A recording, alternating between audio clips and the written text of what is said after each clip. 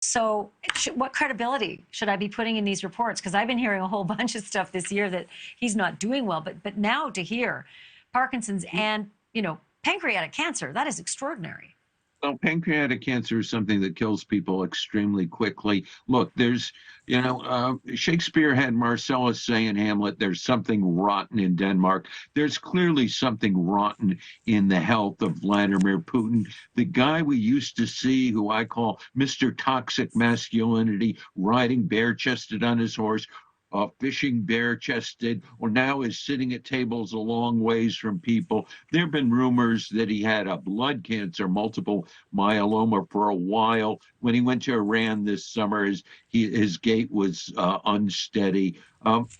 In contrast to the president of Ukraine, who appears every night in video, Mr. Putin is hiding. Why would the information come out now? There is a debate going on in Moscow. Will Putin run for a fifth, that is 5, term? He's been the leader of Russia since the beginning of this century.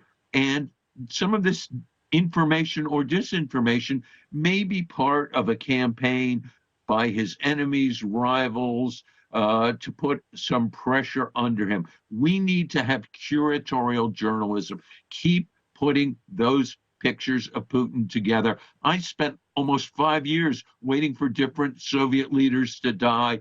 My mother tells me that I should never want somebody to die. But if Mr. Putin were to leave this earth very soon, I wouldn't be too unhappy. Well, you know what? That makes me ask this next question. If Putin dies, does that war die with him, or is there someone even worse waiting in the wings?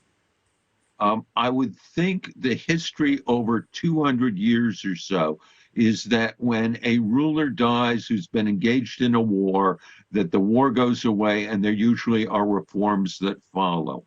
If Mr. Putin were to die, the war might not stop today or tomorrow. The Russian constitution says that the prime minister, a guy named Mikhail Mushinstin, his name, if you want to remember it, is like Miss Houston. Mushunstin, Miss Houston, would take over for a while. But there are some tougher guys waiting in the wings. There's a man named Sergei Narishkin. Narishkin's a famous old Russian name, older than the Romanovs, who's the head of foreign intelligence.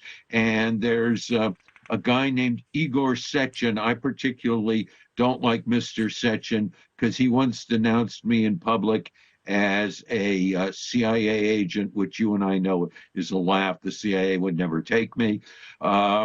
And those are both guys in a group called the Siloviki, the forces of the strong men.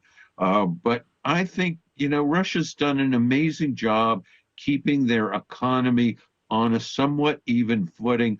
I don't think that can last forever. People are being ground up in the war. They've stopped drafting any more people. Yeah. It's hard to be a real masculine guy when you get emasculated in a war in Ukraine.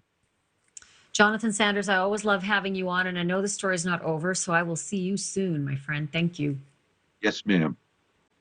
Thank you for watching. Go to newsnationnow.com to find NewsNation on your television provider. And don't forget to click the red subscribe button below to get more of NewsNation's fact-driven, unbiased coverage.